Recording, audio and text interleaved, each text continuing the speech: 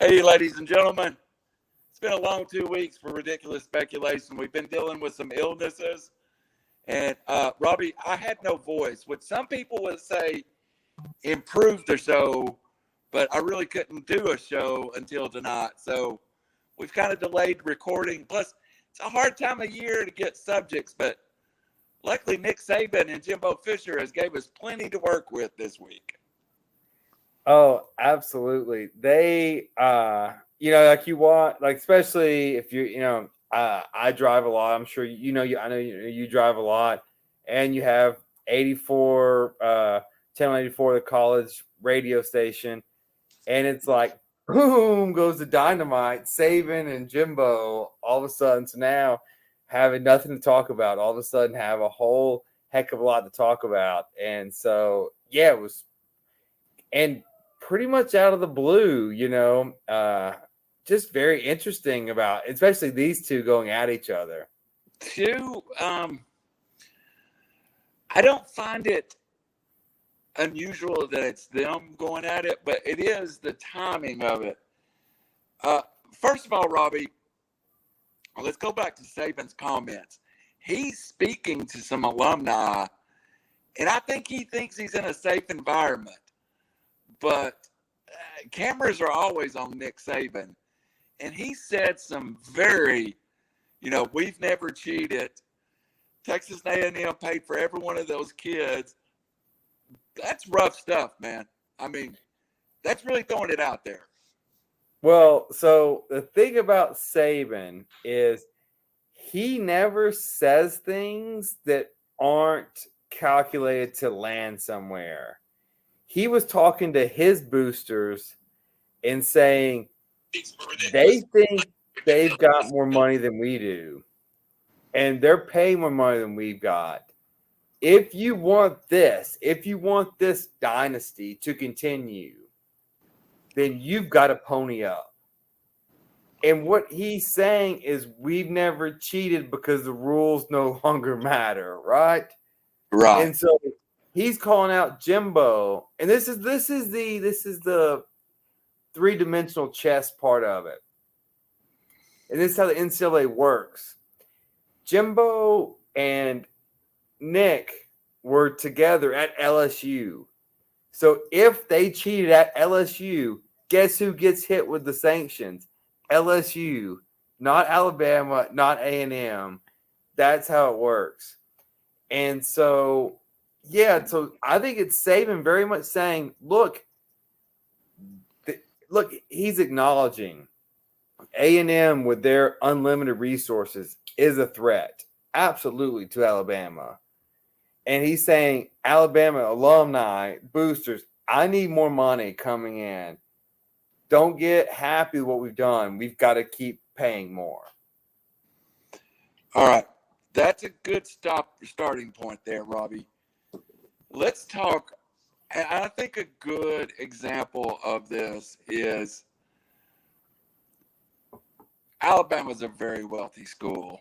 Alabama has $1 billion endowment, which is huge. $1 billion to you and I is probably out of our reference. But at the same time, Texas A&M has a $30 billion endowment. They have more money coming in than any school probably in the SEC right now. They have a bunch of very wealthy oil types that want to win.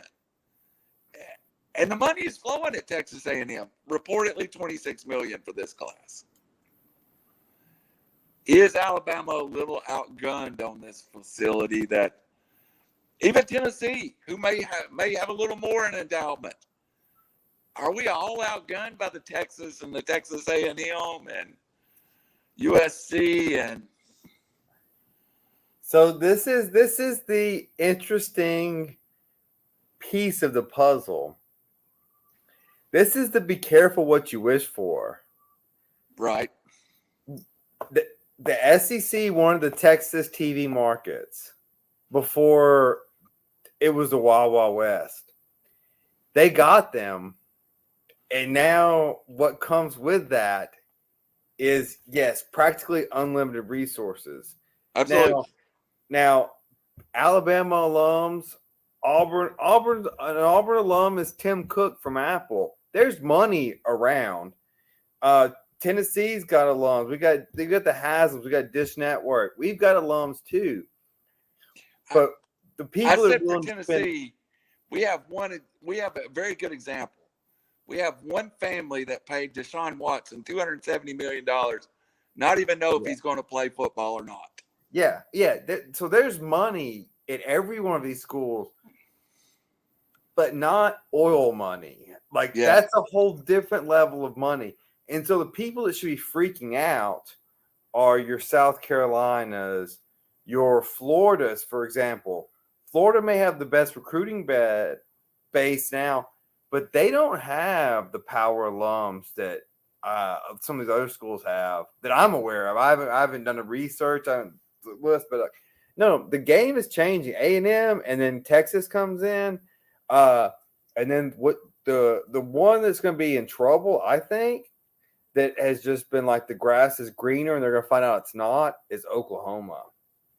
Oklahoma's jumping in to a hotbed of competition and they're not ready for it. They don't have the ammunition to keep up.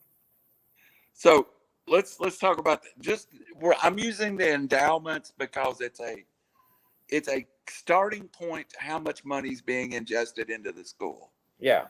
So in the SEC, the clear top, not even close, by the list I'm reading off of Forbes, is Texas A&M with, it says on here somewhere. Let me find it. Over $10 million already in endowment. 10 billion. Billion. Yeah. Billion with a B. Vanderbilt, $4 billion with a B. Then you get into Tennessee, Missouri, Florida, Alabama, all between $1 billion and $1.5 billion. Then you get into Arkansas is just short of $1 billion. And then a couple of schools are just really lacking. At Auburn, $640 million. Ole Miss, $606 million. LSU, and we've all said LSU is a school with not a lot of money, $800 billion. Now, this doesn't reflect money that people are willing to spend on football program, though. Clearly, there's a difference. But when you have 10 times the endowment, you have 10 times the pockets you can go pull from. Yeah, this is what the floodgates opened. It was college football has always been an uneven level playing field. This is making it.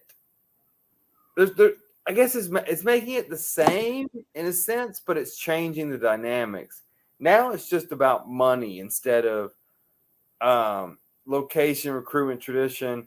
I think Lane Kiffin said it best in Sports Illustrated. He said, look, you can have the best weight facility, best training facility, but at the end of the day, if another school can pay you more money, you're going to go there. It's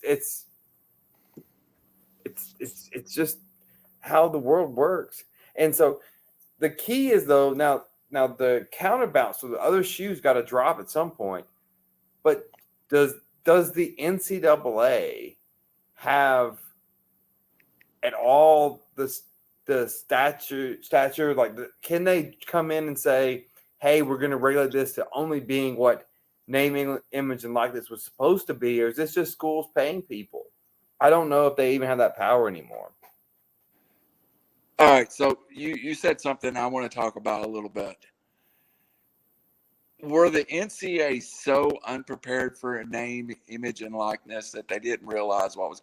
So let's make this example, and I think this is fair, Robbie. You can derail me or not.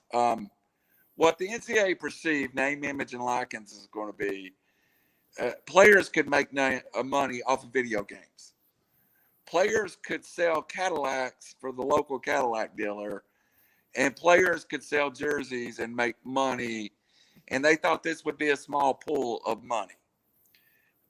a huge, a big player, a star player could make 7 figures easily. Now, what it's turned into, I think, is these pseudo sports agents. Tennessee has one Inspired Sports Group, who is paying the money up front to the recruits before they ever play a down of football. And they're saying, we're going to invest in you now, and we're going to make money on the backside. We're going to guarantee your money, and then the name, imaging, likeness money will offset what we're guaranteeing.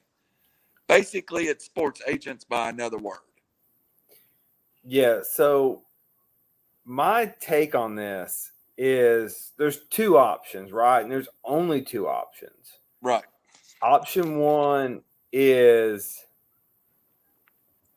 they were just completely incompetent. They being the NCAA, their lawyers were incompetent. They just didn't know what they were doing, and they got blindsided. Because to go up to the Supreme, like for instance, we win or lose a case, we outsource it to appellate lawyers. Appellate lawyers due to the Court of Appeals, then we outsource to brief writers to the Supreme Court. So either the NCAA lawyers were so stupid that they just didn't see it coming, and then they just to get beat 9-0 in the Supreme Court is unheard of. Or the other, so they were either completely incompetent, or the second one is they thought they may lose and they just gambled and they just went for it. And they just said, it's been a good run, let's roll the dice, and then we go for it. And then they just lost, and now it's just like, hey, Mark Emmert's stepping down. And so maybe that's it. Maybe they just said, hey, let's roll the dice, and we just lost. All right, Brandon Chain, welcome. I'm a few minutes late, but this is an impromptu. We're in the middle of discussing the Saban Jimbo feud, but we're also into the name, image, and likeness. And the question I asked Robbie was the NCAA, did they know what name, image, and likeness was going to be like, or were they just ignorant to that the first thing was going to happen would be pseudo agents working to recruit players? Your school suffered one of the hugest early blows in this with Quinn Ewers signing with Ohio State, getting $1 million first year name, image, and likeness. Don't think he played it down. After he gets his $1 million for his 1 year, 2 plays. Yeah. 2 plays. $500K a piece. He heads back to Texas. So basically, he went up there, made $1 million, and he's back competing for Texas as starting quarterback right now. Yeah. Well, it's like we've said from the beginning. I mean, they threw this thing out there with, little to no rules or regulations whatsoever. It's a free for all right now. So, and you're supposed to not use the NLI to recruit, which is the whole Jimbo Fisher Saban feud right now. But there's no real guidelines on that. And yes, that's exactly what you do to recruit players. And there's loopholes through that. And because it's such a weak written rule, people are exploiting that, and they should. Look, these players should get paid whatever people think they're worth. It's the same thing. Like, I'm not going to fault anyone for going into a job and making what they can make because that company thinks they're worth that. I have no problem with that whatsoever. The problem and the issue is what we're going to see, and it's going to be really hard for the NCAA to come back to and regulate these kind of rules because they're so it just took off so fast, and there's so many loopholes through this. You just can't stop it right now. It's like a wildfire in California. Like, you just can't even contain it. So it's going to continue to happen. And like we've said many times on the show, the NCAA really, what power do they have? Little to none at this point, especially in college football. Robbie, to Brendan's point, I think the best thing that happened to the University of Tennessee, and I sit here with a Tennessee hat and shirt on.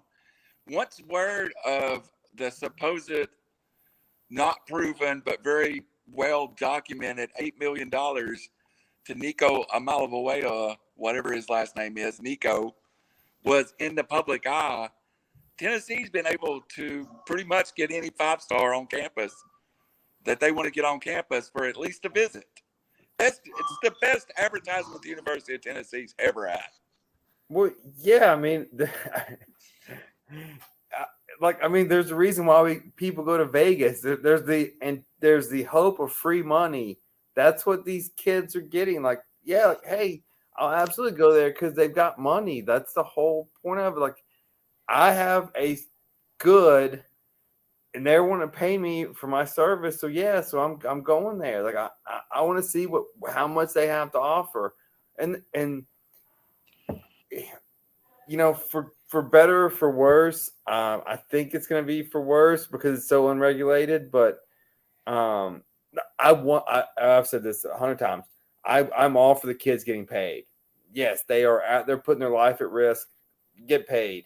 The unregulation of it, I think, is dangerous. Not dangerous for them, but just dangerous for like kids making bad mistakes. But yeah, I mean, yes, if we like Texas A&M, they had a $30 million recruiting fund. Guess what? They landed the number 1 recruiting class in the country because there's $30 million around. And Best recruiting class in the history of college football. Yeah, that's what pissed Saban off so bad because he is a control freak and he could not control this because, you know, when you level the playing field, Texas has more money and more donors and they can actually compete now. And that's why he threw that little hissy fit that he did. And, you know, we're still in the middle of this whole thing and there's going to be a bell curve here. And it's a free for all right now. Well, prediction, reckless speculation. Alabama has a $40 million fund next season. Texas A&M has a $50 million fund next season. And in the meanwhile, Spire Sports has done publicly said they're trying to build a $100 million rolling 4-year fund for the University of Tennessee. That's almost like having a salary cap, Robbie. We've got $100 million to spread over 4 years. Well, Nico gets 8. We need a stud wide receiver. He's going to get 2. We need 5 linemen there. He's going to get $500,000. Hey, we need a 5-star defensive end. He's going to get 6. It almost becomes salary cap football in college football. Mm-hmm. It does what I fear. And I'm not this type of attorney, and so I won't get rich off of this, but I think a lot of the attorneys that do this are going to get rich. There's going to be transfer rules, and there's going to be lawsuits, and you're going to have people tied up in litigation because these kids, look, pick the school for where you want to go, where you think you can go to make professional money that's regulated and get that contract because that's the contract that matters. These college contracts, it is a wild, wild west, and there's going to be you're going to be tied in depositions, and there's going to be a lot that goes on that's going to go south. These kids making decisions and this money thrown around, and this is look. The NBA didn't make the rule. It's one and done because they cared if kids went to college or not. They made that rule because they didn't want their scouts going to high school gyms. It was just a convenience thing. The NFL keeps their 3 years removed from high school because it's convenience. They want to see how they can they don't want to take unnecessary risk. Now you're playing with all these games in college, all this money, transfer portal, contracts. You play 2 years here, you get this kind of money. Look, and sometimes these are 17-year-old kids signing these contracts or their parents signing it for them. There's a lot of litigation that's coming with this, man. And I got some direct questions I'm going to ask after this one, but this you led into the first question. The first major lawsuit, the first test of this, is the first athlete that signs an NIL that does not receive the money, Robbie. Yeah, well, so I can't express how complicated this is going to be. So, how old's the kid? Did the parents sign the contract? The kids sign the contract? What's the consideration? The consideration is to play for. So, Brandon knows this for construction purposes. He builds houses.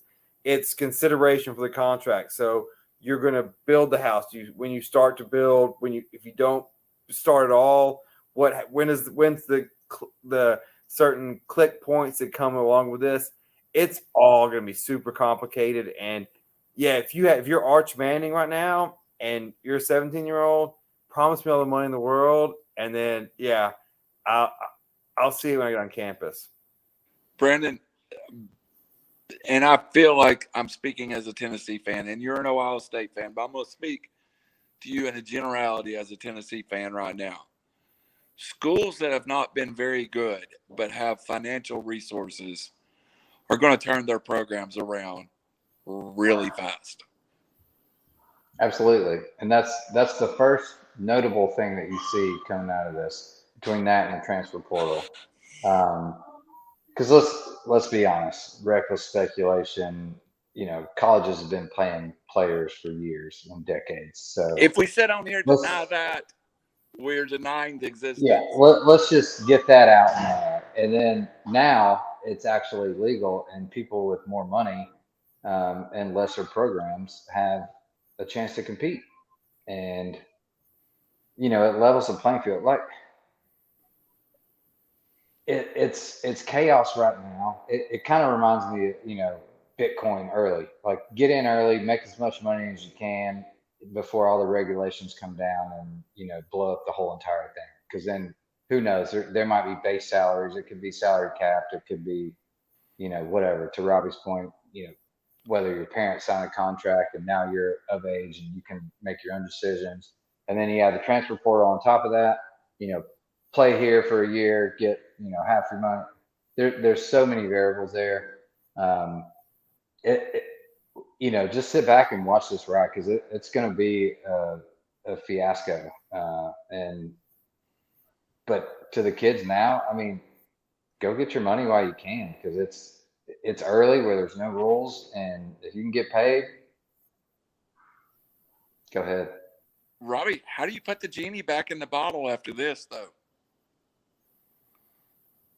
Well, the only way to put it back in the bottle is for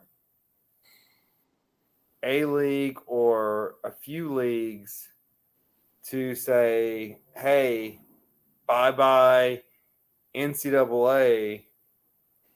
We're starting our own league, essentially, and this is our salary cap. This is what we're going to do. And I mean, I don't know how it doesn't get to that. I've tried to think about it. Like, how is this sustainable? How is this like Oregon has more money than almost any university, at least top 10. They're going to be left out of this thing, guys. Like, unless there's a new formation of league and say we're gonna salary cap it, because look, the Pac-12 networks, their TV deal, like, they did them a disservice, and they can't compete money wise. The Big Ten and the SEC are the dominant players. They've got the most money to spread to their schools, and what they say is going to go. All right, out west is USC. And Oregon on the fringe with the financial ability to do it. But I think a school like UCLA, that's a public university now, would struggle. But California has a salary cap almost system in place. It's in legislature, Robbie, where all the revenues for every sport is split 50-50. But basically, it's dependent on you getting a degree. Does this help or hurt, or is this going to destroy Title IX? To me, what California is doing right now is saying we're going to split this with everyone. If you're a rower, you're going to get money. A girls softball player, you're going to get money. Are you just going to get rid of all the sports that's not revenue generating? The study that I read says like a USC football player who gets a degree within 6 years could earn somewhere around $400,000. Is But that from whom? from the school. The school Yeah, would. but this is not name, image, and likeness. No, this is a different bill that would Dr. have. Dre could come in and pay Nope. $2 million, and you could say, "Hey, this is the tricky part. Hey, I don't want your USC money, your $50,000 a year. I want the Dr. Dre football scholarship for $5 million a year." Yeah. And then so I don't need that, and you can go. So yeah, like this is, and this is what we keep saying in Wild West. Like, it's extremely complicated because they didn't foresee this at all. And so yeah, you have, so for under, and this is, I'm not a Title IX expert, but essentially they have to give men and women equal scholarship money and support for the program. No, not support for programs. Equal money as far as scholarships. Yes. So if all the men, say the football team, say we're not taking any scholarships, we're doing it all NIL, then they can increase the women's revenue by that much. And does that, but that also would violate Title IX because the men aren't getting the same way. So, but it's who's there to sue. It's very complicated.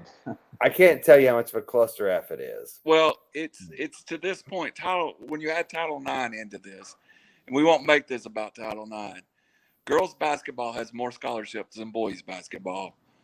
Girls softball has many more scholarships. Men's baseball, which I would probably say may be the third most popular sport. I think men's baseball and women's basketball would compete there.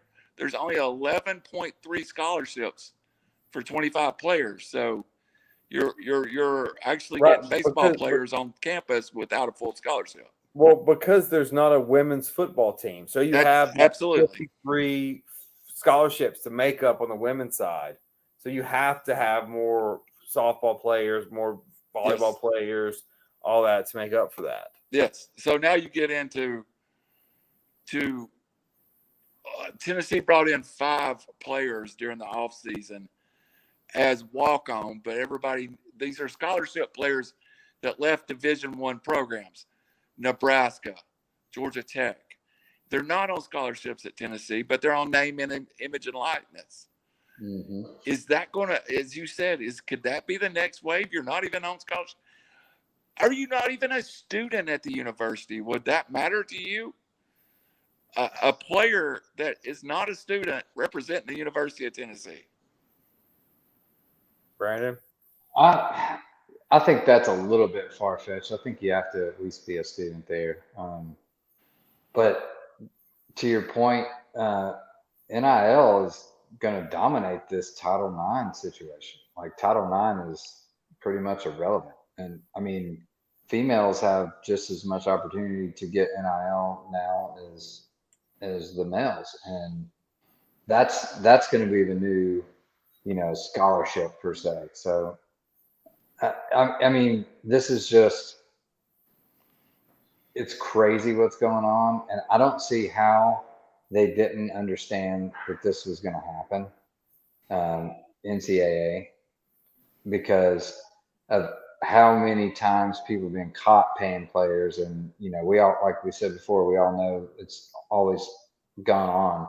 And these boosters now, it's a free-for-all. They can write a check as much as they want. I mean, you can go down to your local Nissan dealership and get a new car and, $200,000 to come sign with Tennessee. So it's there's no regulation on it, and it's going to continue to be not salary capped. Like who has the most money?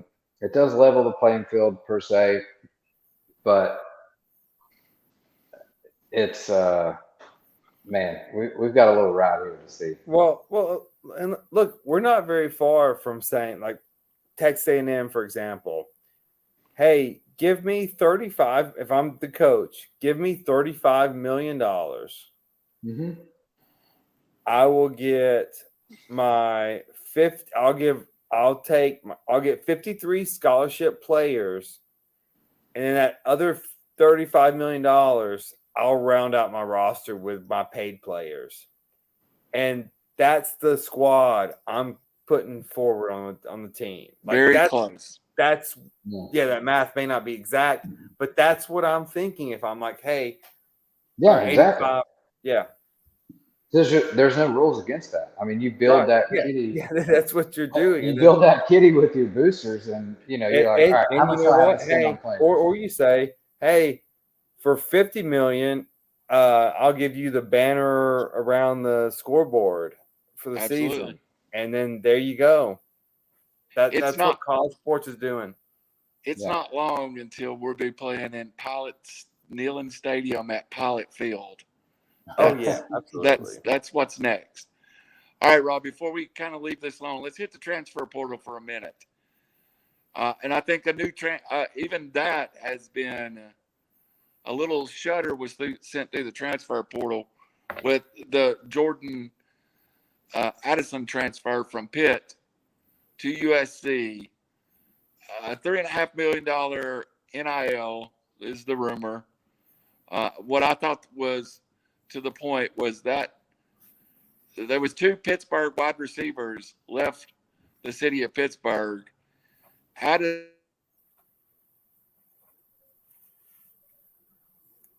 a great question, Randall. Yeah.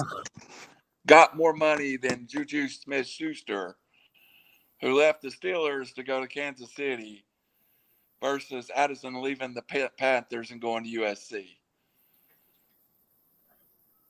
Is the transfer portal now free agency? Oh, 100%. And then, but so this is the thing that we don't know yet, right? So we don't know, like the NFL, these contracts are made public. Like this $3.5 million, what are the terms and conditions of this? Like, does he have to play the full season? Is it just a recruiting number? Yes, to answer the question, it is still free agency. And yes, there's money going to be thrown at these kids. But I just wonder what the actual terms and conditions are of these contracts. Well, the man, the myth, the USC man himself has walked in. Rod, Jordan Addison, $3.5 million NIL rumored. The Pitt coach begins shooting flares at USC from day one. Is this free agency in college football? Absolutely. And Narduzzi and sour grapes. There was no evidence of anything else. I mean, I'd be bummed too, but then I'd realize I live in Pittsburgh. Addison is the Biletnikoff winner.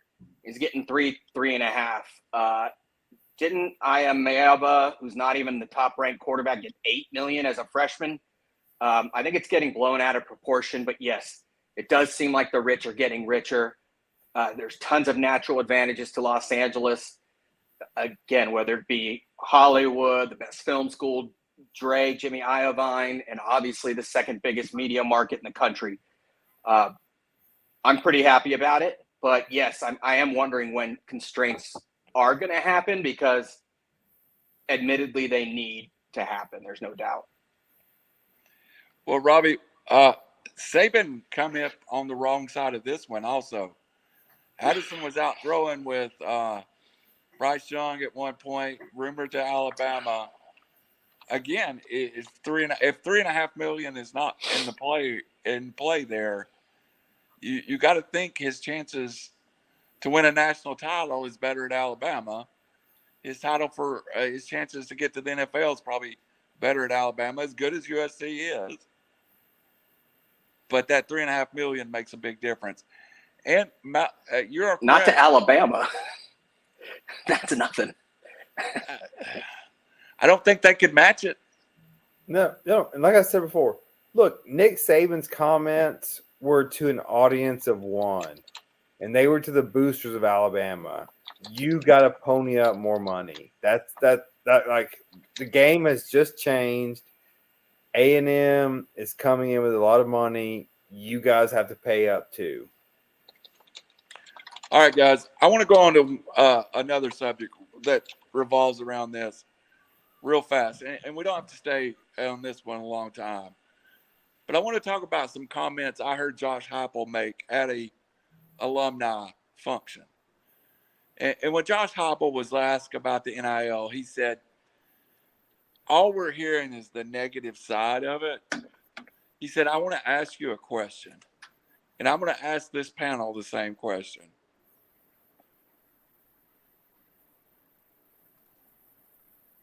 I forget the way he said it exactly, but how many negative stories are you hearing about college players right now?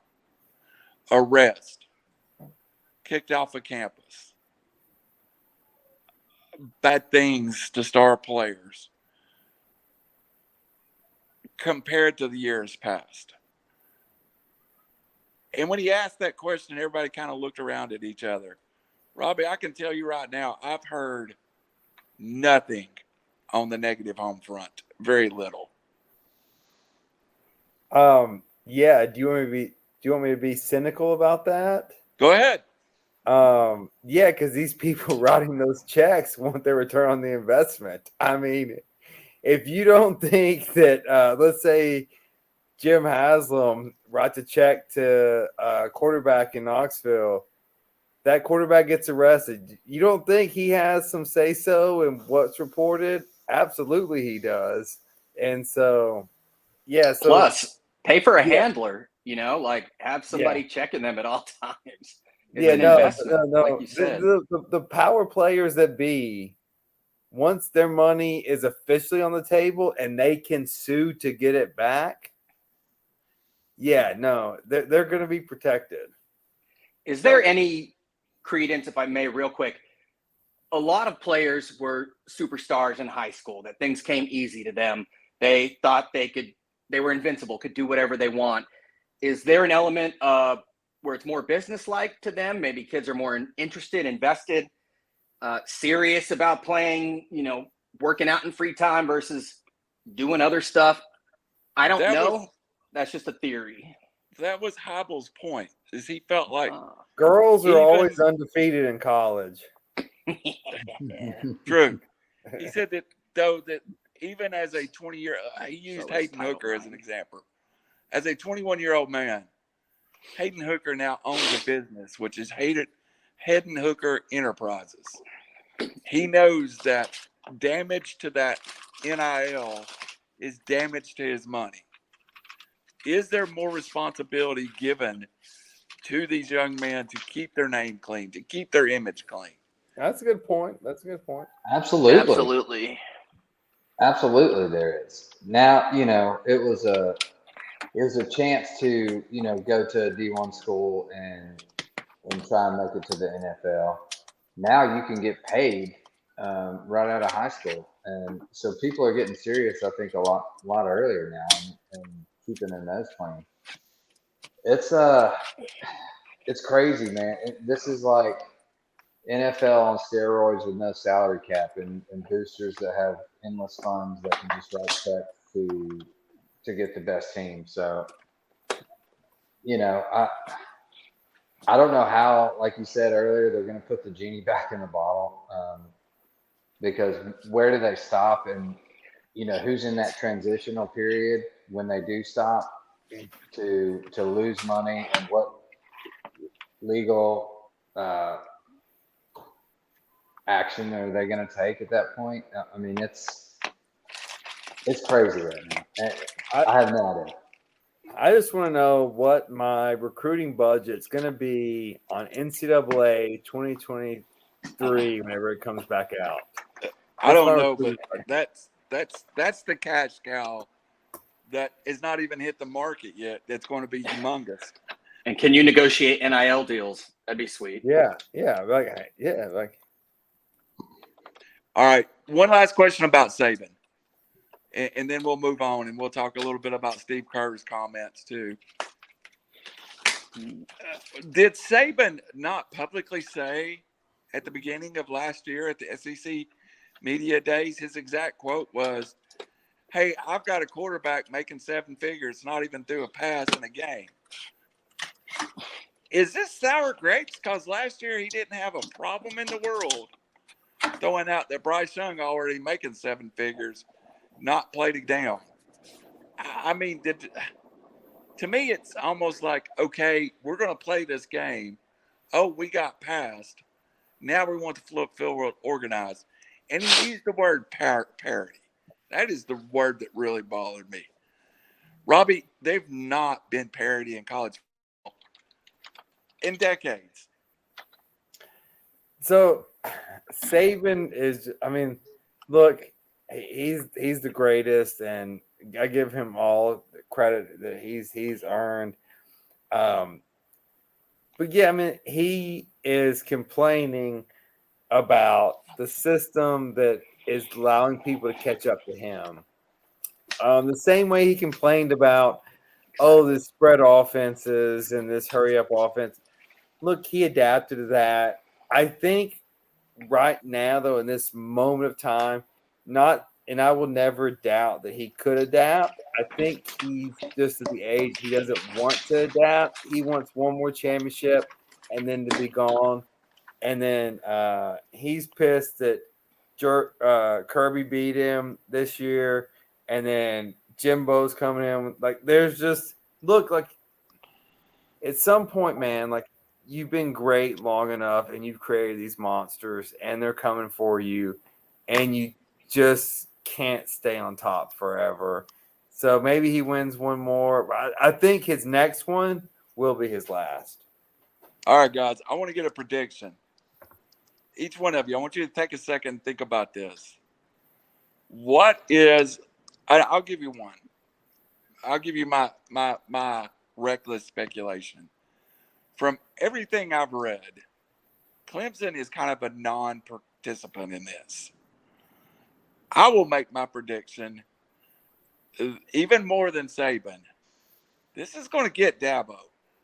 And Clemson will be the first program that we see significant slide in over non-NIL issues. Raj, what would you like to throw out there? I don't know. I mean, Clemson, I believe, is a private school. Or no, is it public? It's public. Regardless, there's not much more important in Clemson, South Carolina than football. I think they will do whatever it takes to win again. I believe they have a lot of returning starters coming back, guys that were injured last year, including the entire defensive line, I think. Yeah, I think they'll be fine this year. I'm talking about more of a 5-year recruiting decline. Maybe they're getting their coalition, I can't recall the term, together, and they don't need it right now.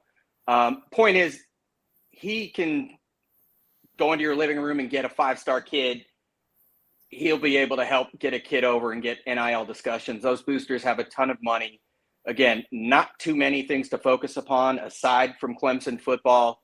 And I can't see, I don't know why he would be excluded as opposed to the other high power recruiters, if you will. He seems very anti-NIL. His comments are very anti. He's not dumb, get on board or get left behind at the station. But you're right. Maybe it's because he didn't start out well, but it doesn't mean they won't, not finish per se, but end up doing fine. I mean, he's such a great recruiter. Unless Venables did all the dirty work, and then we'll see everybody go to Oklahoma. I feel like if you're anti-NIL at this point, then that means lack of funds.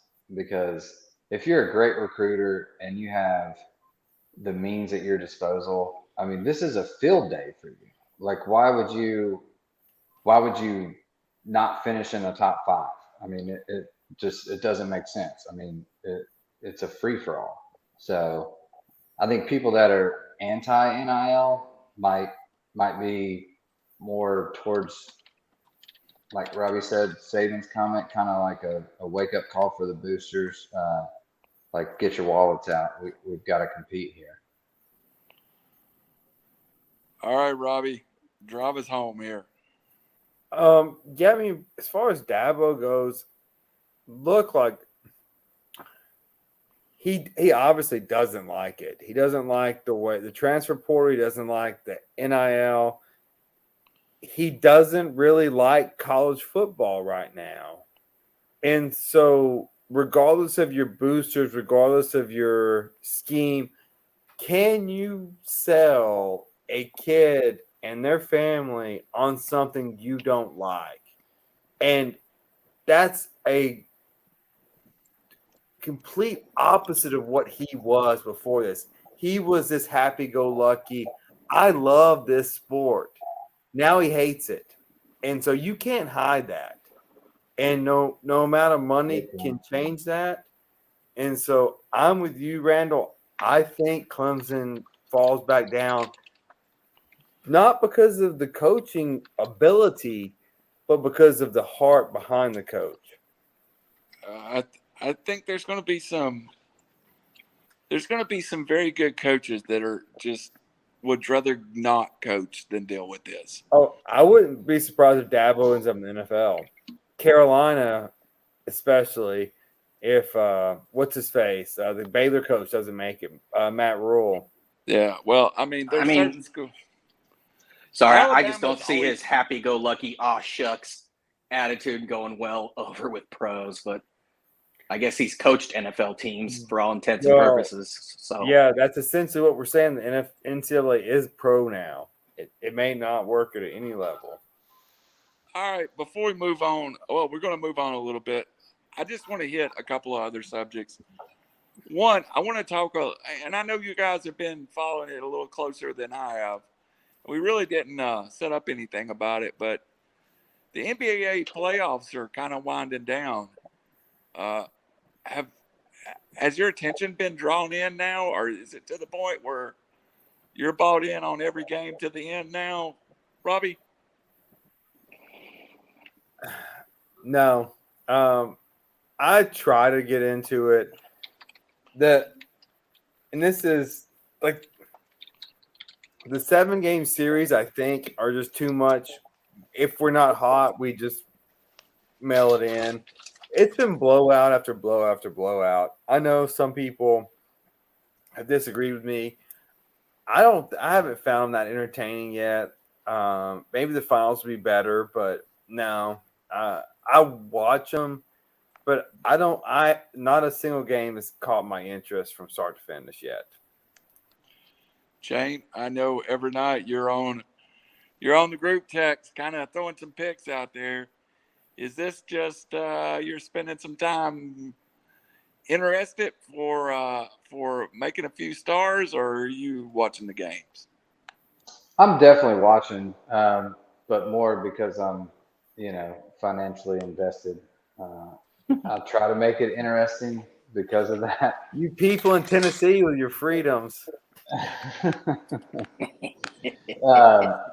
I enjoy it. To be honest, I know there's been blowout after blowout, and there's been some that you think are about to be a blowout, and the second half, I've seen 20-point leads, get caught up and beaten in the second half. So it's NBA, and it gets a lot closer towards the finals. I know these have been so lopsided with one team at home blowing out the other team, and it's not the norm per se, but I'm still interested in it. I'm watching, and yeah, I'm trying to enjoy what I can because there's not much else on to watch right now.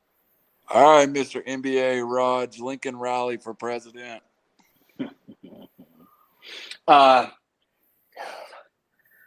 No, because I'm a purist. And number one, as a Laker fan, Golden State versus Boston is just about the worst thing ever.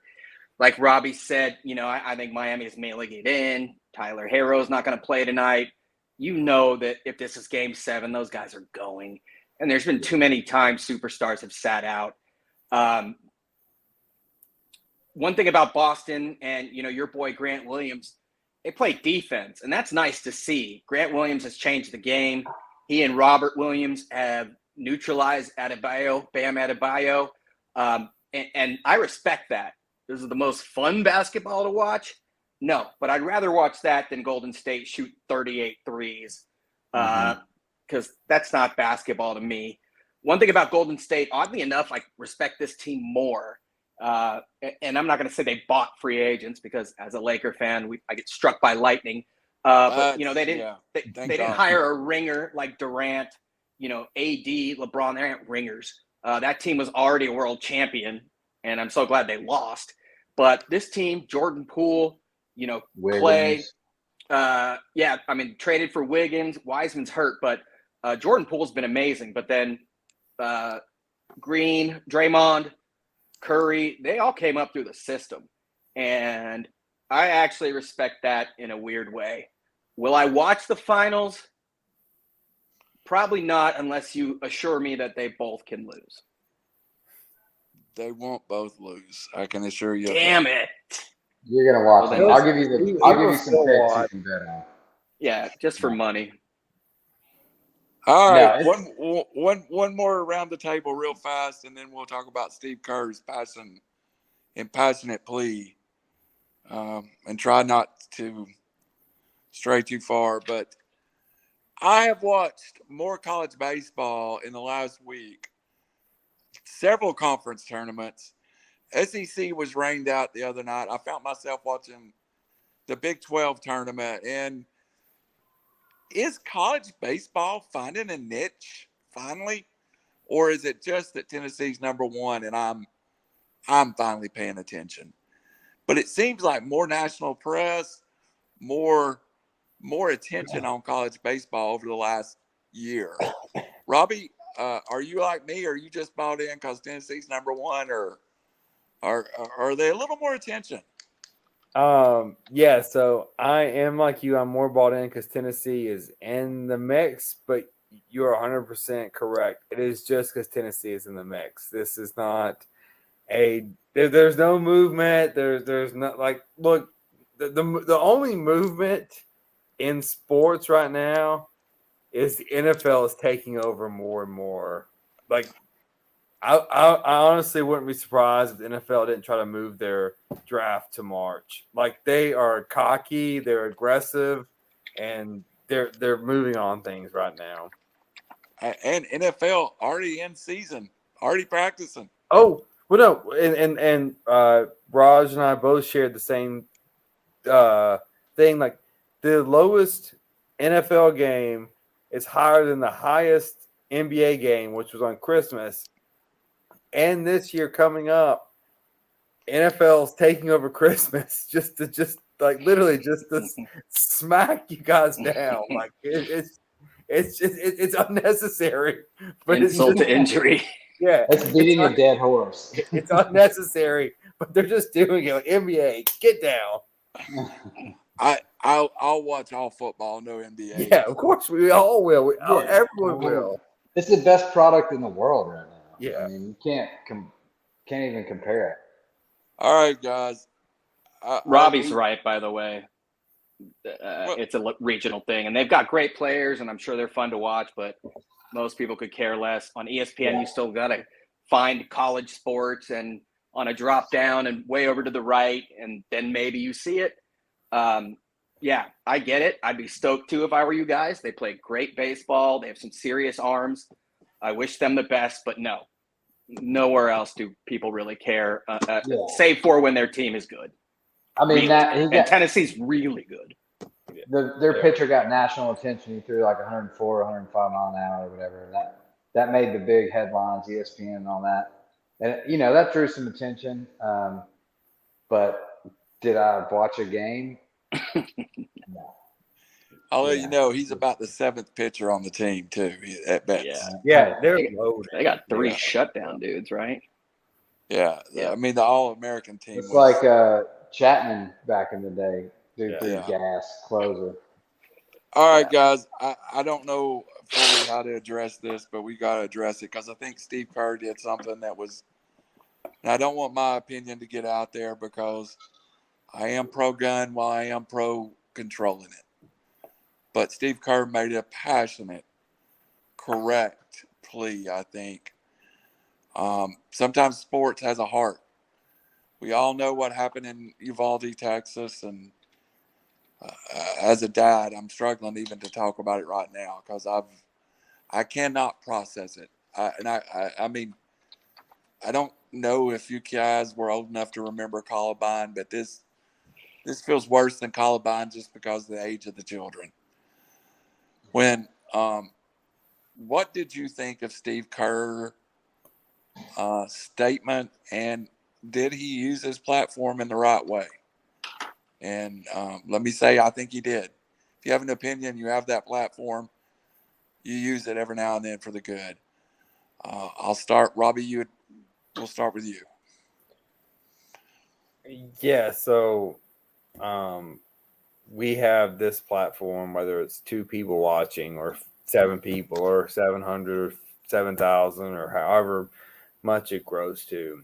But I think we have an obligation to say what we feel. I am an attorney.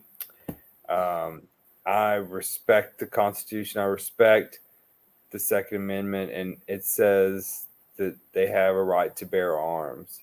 You do not have a right to bear assault rifles that police are scared to go into to fend off. And we're talking about kids. And I'm the only one on here that's not a father. But just watching the news today, like, it's horrible. I can't Tough. imagine what y'all go through. Like, it's awful. And something has to be done. And it's like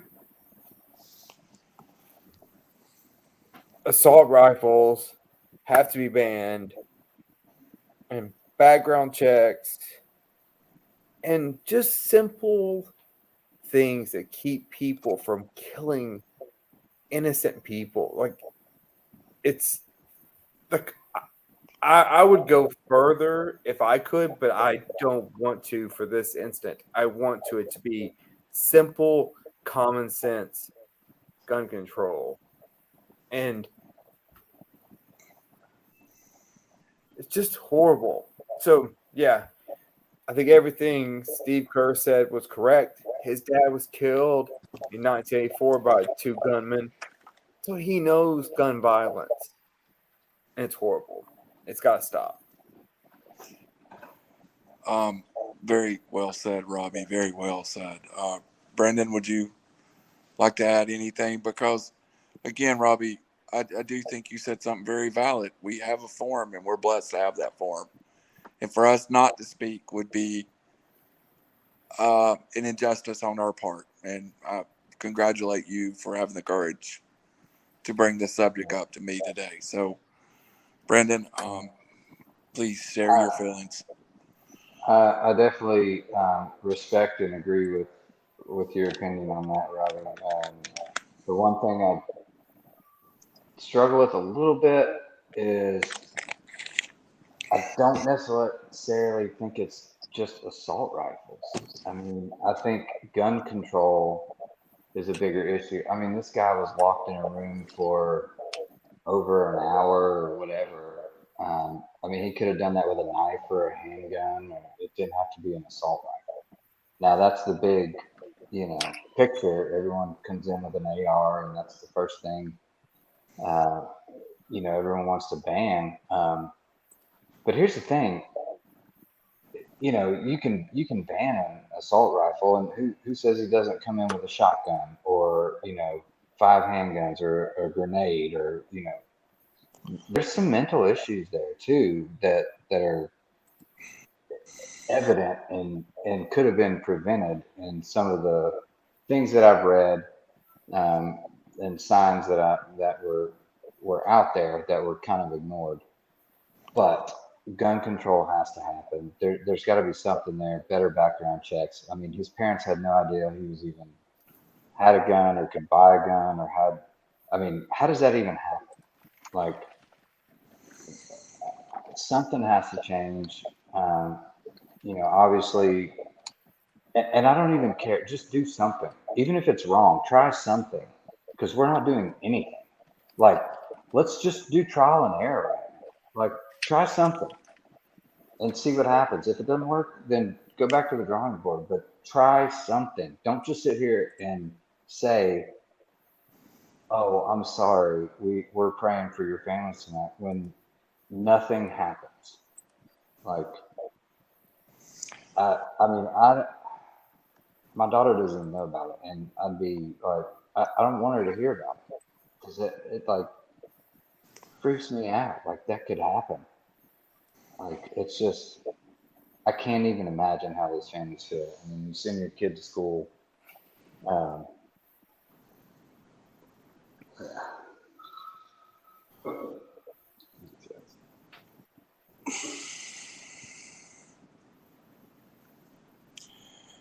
Raj. Yeah, I think Brandon makes a good point, but I believe Robbie was alluding to the fact that when you have automatic and semi-automatic weapons, they're designed for one thing and one thing only, and that's mass casualties in a short period of time at one moment. And yes, it could have been a shotgun or anything else, but I doubt that. Well, this kid was in there for an hour, and this begs the question about the local response, but we don't want to get into that. One would think that in most situations, less casualties would occur with a shotgun, or I can't believe I'm talking about this, but versus an automatic weapon. The United States has, and we don't want to get down this path too much, but since Sandy Hook Elementary, where 26 people died and 20 of them were kids between the age 6 and 7, there's been 2,654 mass shootings in the U.S. Mass, I believe, is defined as maybe 3 or more. I don't know the technicality. Regardless, and the amount of school shootings, there's been over 200 mass shootings this year. We tend to hear about the most innocent situations, which is appropriate. Kids going to school, people going to church, elderly people buying groceries. It's beyond comprehension. Unfortunately, it's a matter where there's a ton of money involved. And I agree with Steve Kerr, who, yes, he does have a past. And he's spoken about this at different times. And he essentially said, "I'm so tired of offering condolences. I'm tired of the moments of silence." And he called out Mitch McConnell and some other senators that, there has to be constraints. This kid turned 18. He already had I think the quote was, a clear need for mental health resources. On his 18th birthday, first of all, that should be a red flag, because that's pretty eager. He buys 2 semi-automatic or automatic weapons. Why is that so easy? Is the only amount of discretion age? Like, when you're 17 and 364 days, it's not appropriate, you can't handle it, but the next day, hey, you can do this. Even the right to marry has some, in many religions, you meet beforehand. It's not an instant right per se. That's a bad analogy, admittedly, but driving is a privilege, not a right, which is less powerful to the human being, and it requires a period of training of X amount of months, and then 2 examinations prior to being able to drive a car. But anybody can go buy a gun. And I read a statistic that the United States is over 120 and a half guns per every 100 residents in the U.S. The second closest country is Yemen at half of that. And that's like basically a very volatile area. An area like Canada, per 100 people, that's all rural, a lot more hunting and whatnot, you would think. I believe they have 34. Obviously, this is a much bigger issue. There's a lot of money involved. Clearly, kudos to the people that backed out the musicians, Don McLean, Lee Greenwood, I think. I'm not sure who else. But, yeah, this is no longer a political, staging point for, anti, they're stealing my rights type thing. It's an issue of humanity. And, I do have a child, and yeah, it does hit a little differently, but I think anybody that's a human being can find this appalling. I mean, it's unfathomable. And the rest of the world, when I talk to cousins in England and India, wherever they may be, they don't understand it. They absolutely don't. And really, neither do I. And again, we don't want to go down the political trail, so to speak, but Steve Kerr is just speaking from a human being's perspective. He's not using his platform. He said, I'm not talking about basketball right now because it doesn't matter right now. And it doesn't. And I agree entirely with everyone else. I have a Robbie, question. did you have something you wanted to follow up? Oh, Brandon, go ahead. Now, I'm just saying, why do we have more protection on banks and places with money than we do Our children. Our children? The government can have enough funds to send policemen or security guards with weapons to guard their money, but we can't, especially in times like this when we know this is happening and know it can happen. Why is that not an option? Just throwing that out there. Politics aside, this has nothing to do with politics. This is like protecting. Banks don't actually have money. You can't go to a bank and say, I'm going to cash a $15,000 check. And there's not that money there. That makes it even worse. Then why do they have so much more security? So there are no risk of being robbed. But then why do they have more security than? Respectfully, that's just a Band-Aid. It's just another person dead. They have been responses from security guards and whatnot. The best trained individuals are going to be out on the streets. Unfortunately, an armed security guard is probably an unqualified person. In the matter of humanity, when genocide's happening, an armed guard at every school, I don't think solves anything. I think that's just a Band-Aid, and it's a political, appeal, if you will. It's a much greater issue, and until that's basically addressed, what happens when you spend $70,000, you don't help out other countries facing genocide, and another murder happens because there's been plenty of armed responses where those people didn't make it. Many of them end up sacrificing because those people generally have a one-shot weapon versus a semi-automatic. So again, I think that's a political tool. There's a bigger issue. I'm not saying you're not saying that, but I don't think that solves anything, let alone at the expense of humanitarian aid. That's my opinion. I think I'm with Brendan, and I understand what he's saying, and I'm going to follow up just a little bit. I'm a little older than most of you guys, and I grew up in a time when it was still very segregated in the U.S., and I used to not get it when the older folks would not fall in line. They still held on to their segregation ideals, and they held to a belief that they were correct. And I am 55 years old, and I will tell you that if nothing else was accomplished, I now believe we have to explore the options. And I was a guy that would have never said that before. There's a New York Times article, that discusses just this, that this school had even prepared for school shootings. It consistently has shown it does not stop rampages. It's not effective. I know it's something nice to say, but in my opinion, it's a waste. I just don't understand how you I don't know what the school security is in that situation, but I mean, I can't even get into my daughter's school without a button and like a face security thing and like. Yeah. Well, if you have an I don't AR-15, even. I bet you can. But who was No, shot? like think about that though. If you have an AR-15, you can get in there, and no one else can because you've just got in. But if you go to press a button or you start shooting a window with AR, why weren't all those people killed? Like I don't. He got in some other way. Like He just went I through the don't. back door. But Robbie's point is, if it is locked, I just blast it open. You know, like Yeah, of course you would. or Yeah, like force somebody. But yeah, yeah, it's like agreed. The And security then wasn't great. then I the just security could show up I just and found out what Fortnite was over here with my niece and nephew.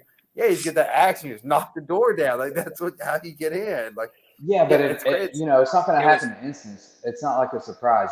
Something's happening, and then if you have security on the premises, the proper security, then they swarm and contain the situation, right? ironically in 2020, law enforcement officers from 5 different agencies converged inside the hallways of a school in Uvalde, Texas. Their guns drawn, role playing how they would halt a gunman.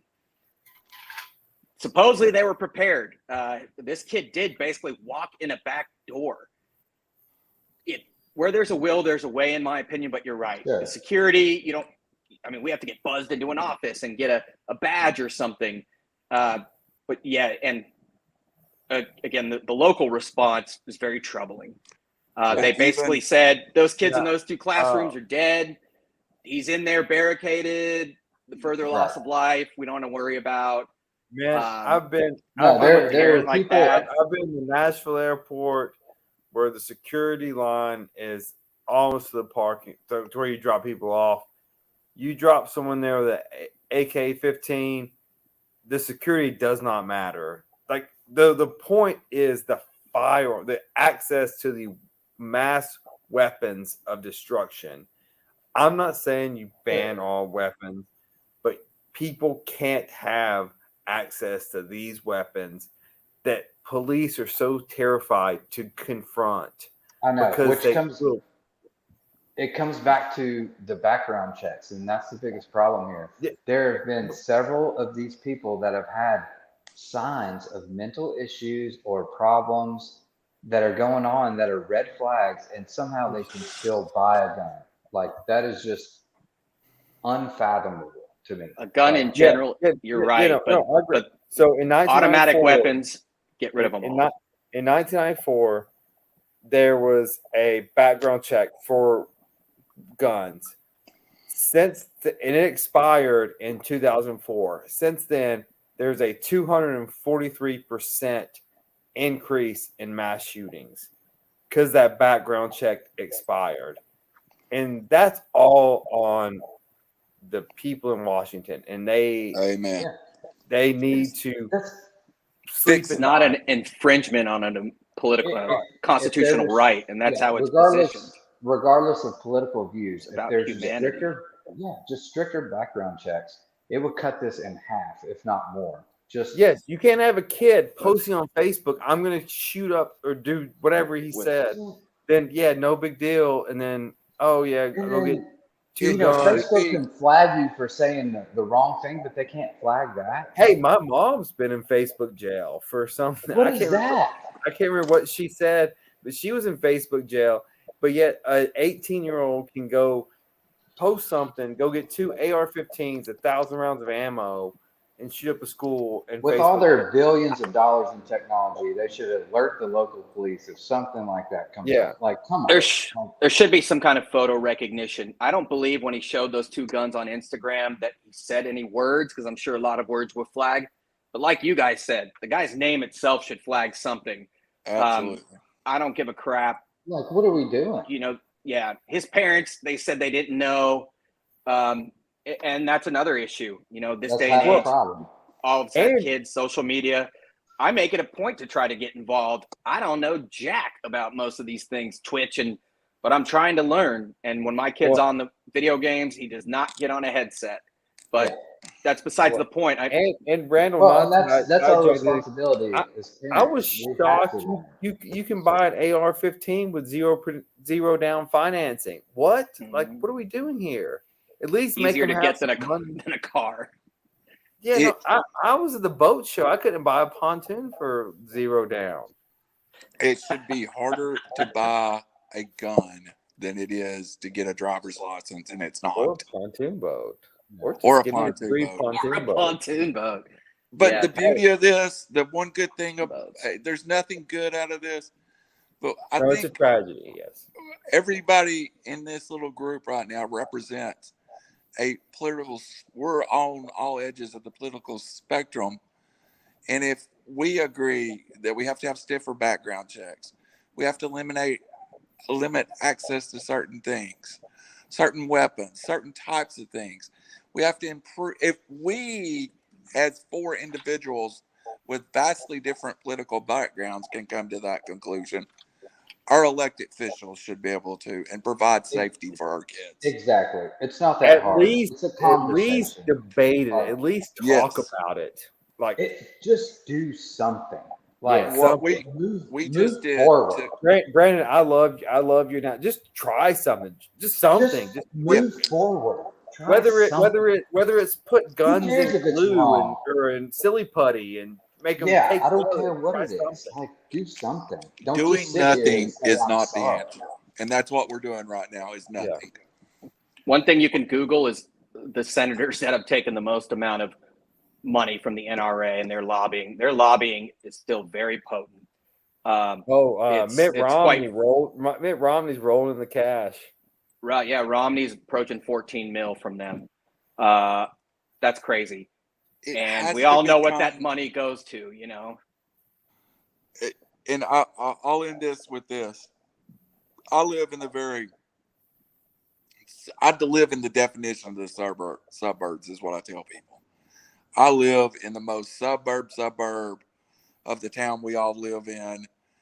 If you look up lower middle class, working class neighborhood, it's me.